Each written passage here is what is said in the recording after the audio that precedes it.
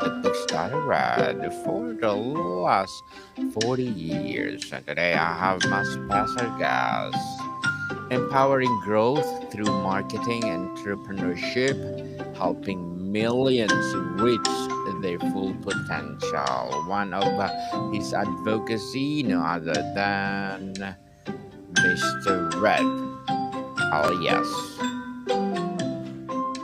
Hi everyone, thanks for having me on the podcast. Welcome to Book 101, Mr. Red. And can you please introduce more about yourself that I missed? Perfect. I'm Rada Laish. I'm a marketer and entrepreneur. I started in 2019. Um, I started with basic social media advertising and slowly moved into planning and strategy. For the past 2 years, I've been working with companies on building marketing departments and growing their marketing departments. I've worked on more than 50 marketing projects and I started 3 companies so far.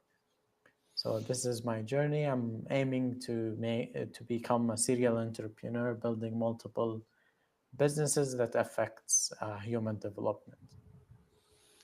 Mr. Red Adelias, thank you so much for sharing your knowledge and wisdom to the world. And today, let's talk about turning data into growth, how business can win with data driven marketing. What's the biggest misconception businesses have about data driven marketing? So marketing is usually has 2 parts. Um, Usually, when people think about marketing, they would think about advertising directly. So I'd just do an ad on social media and then I'd get the results, and that's it. Whereas marketing actually involves the analytics, which means gathering the data, the analytics, figuring out what works and what doesn't, and the creative part, which is like the content and what should we send and what kind of campaigns should we run and so on. There is like the strategy part of that, and then that there is like the technical part of how do we do something creative, like the content and so on, whether that's written or video or audio. Um, the biggest misconception is usually they would expect immediate results, and usually that doesn't work because unless you are actually sure of one way that works, a channel that works, and a process that works, the right audience, the right product, and all of these component together, then you are sure that this thing, when you run it, you would get results. Most of the time, it's just we don't have data and we'll invest in marketing, and next month will be profitable. Also, a lot of people think that marketing is advertising, which is another misconception. It's not directly related to data specifically, but advertising is only a small part of marketing. Whereas marketing involves any activity, even if it's not paid. So, for example, creating content, going into events, and traditional marketing like newspapers and so on could also be included in marketing. So, yeah. Mr. Red, what are or how do you define data driven growth versus traditional marketing strategies? See, usually, traditionally, what you'd expect is that you try the main things that your competitors are doing. You try to copy some parts and figure things out. You'd say, okay, so my competitors are doing this, let's do this, let's do that, and so on. And that's kind of how it's run traditionally. Um, you'd think of the basic strategies, and then maybe when you focus on or think of digital marketing, you'd say, okay, let's do social media, let's do social media advertising, maybe do email and or direct marketing. But what data-driven marketing is all about is trying to figure out what channels actually work, how much do they work, what's the most profitable channels, how many customers do they bring, what's the value of the customers they bring, and so on, and other details that makes them actually good for your business. And that's the basic thing about data-driven marketing, is that it can calculate um, data and calculate numbers into making good decisions. Traditionally, that doesn't come, and then bad decisions happens, and then most of your budgets get used into stuff that are not providing a good return on investment and doesn't cover the cost of the marketing that you're doing, which is pretty common. Statistically, more than 60% of your marketing budget would be spent on things that don't provide value for the business, which is a huge number, especially when you think on larger companies. Mr. Red, why do so many companies struggle to turn data into actionable insights?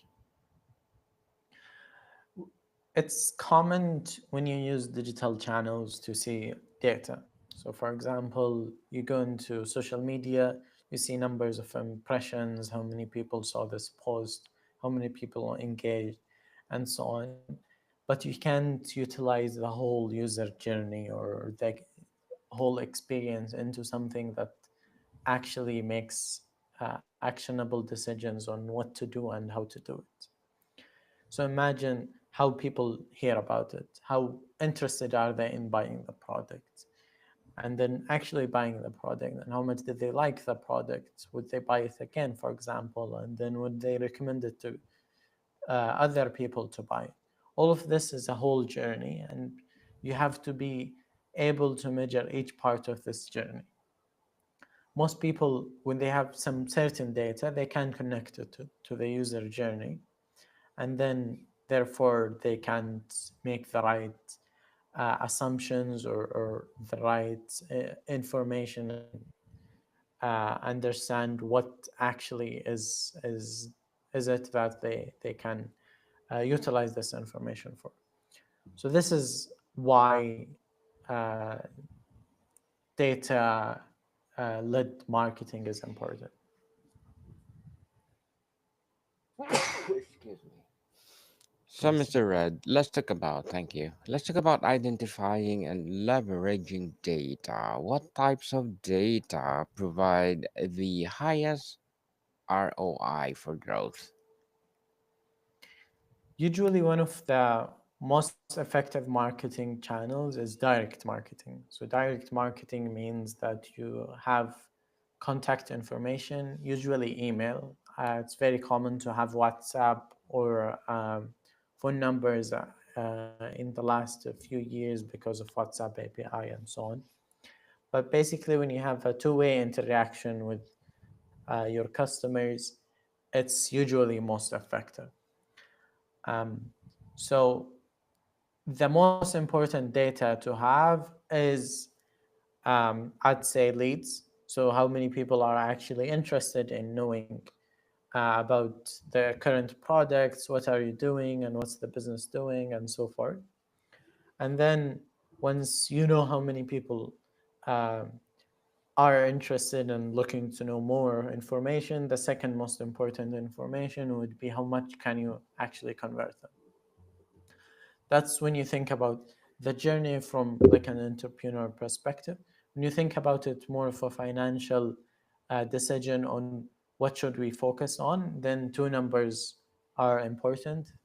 Customer lifetime value, which is basically how much customers spend over their churn, or they are not becoming a customer anymore. And then the other part is how much does it cost you to bring the customer. So when you know that when you bring a customer, it would cost you, for example, $50, $10, $100, even $10,000, whatever that amount is, you have to be sure that the customer lifetime value is worth more. So the money that the customer would spend, for example, is 5 times or 10 times the amount that it costs you to bring the customer. That's usually when the company is worth keeping and improving. The less a customer costs you and the more customer spends, then the more profitable the business is. Of course, there are other parts of the financial decision, like how much does it cost you to provide the product, and um, the continuous operation costs and so on. But mostly, it's about uh, how much does it cost you to bring the customer and how much does the customer um, pay. And by having these two numbers, you can basically calculate the rest of the stuff.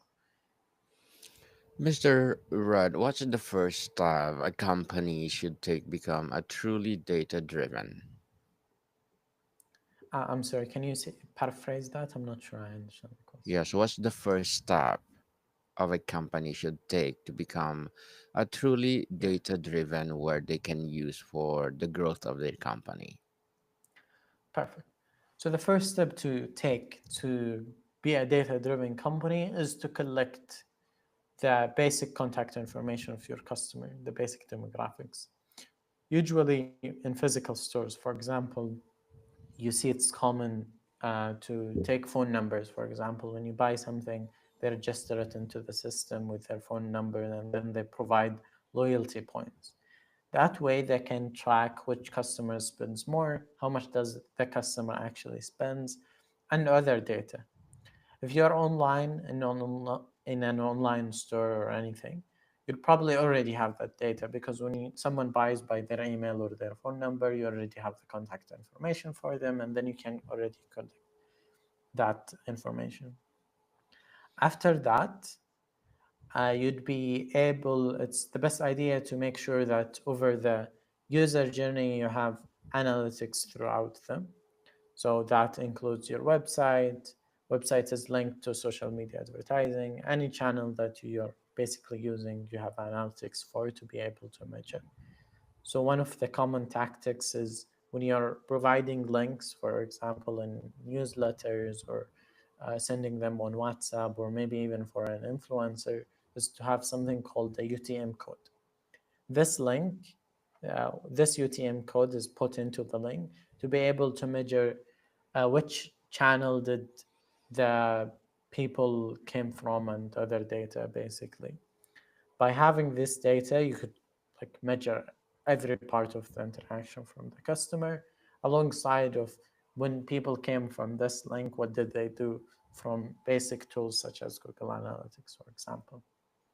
Having this whole journey makes it that now you can make decisions about led by data.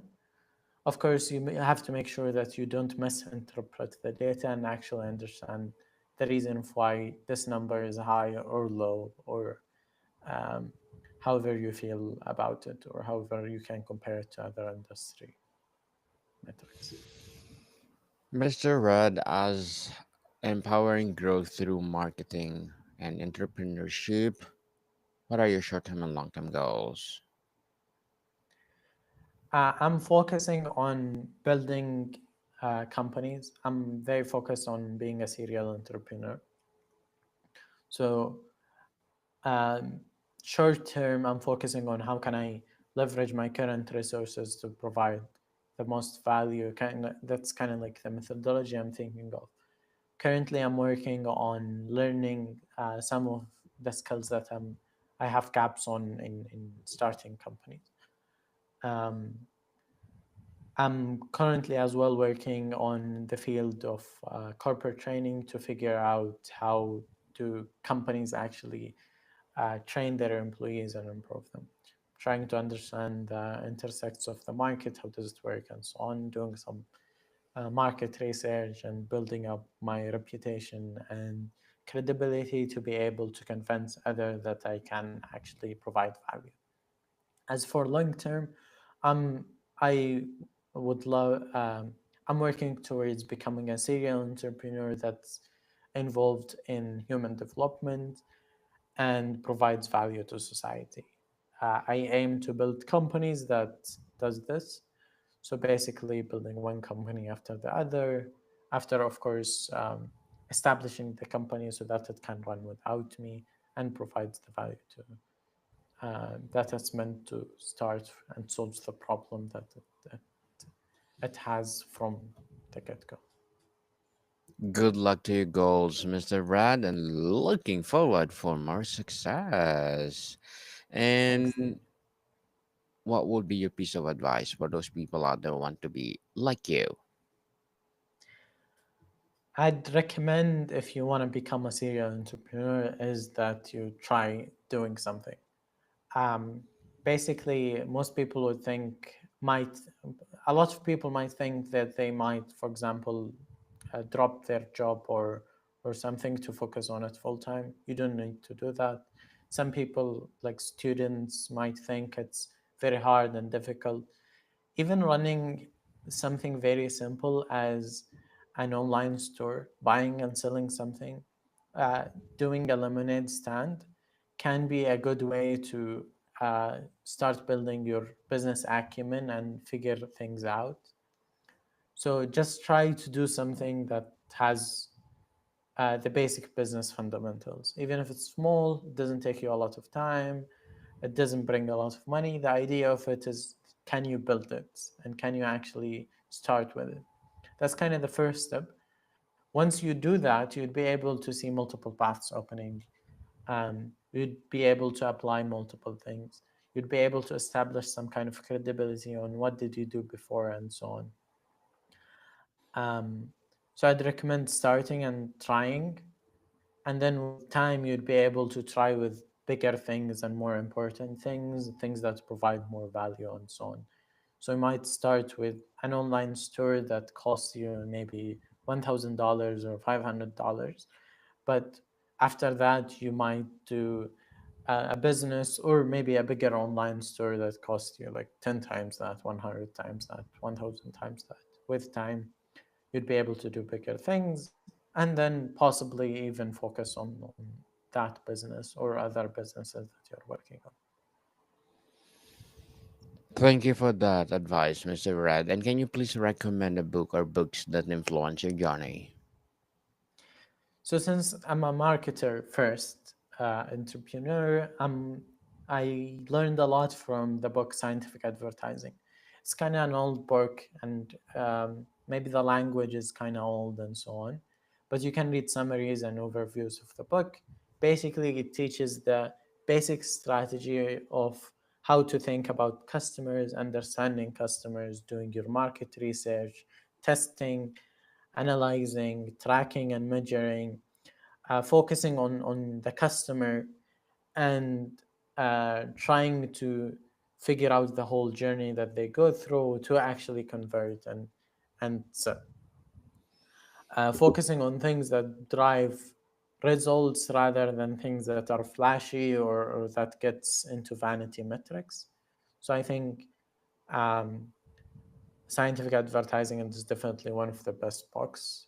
If it feels weird to read, then just read summaries and um, see videos about it. That would be also very good to understand the book.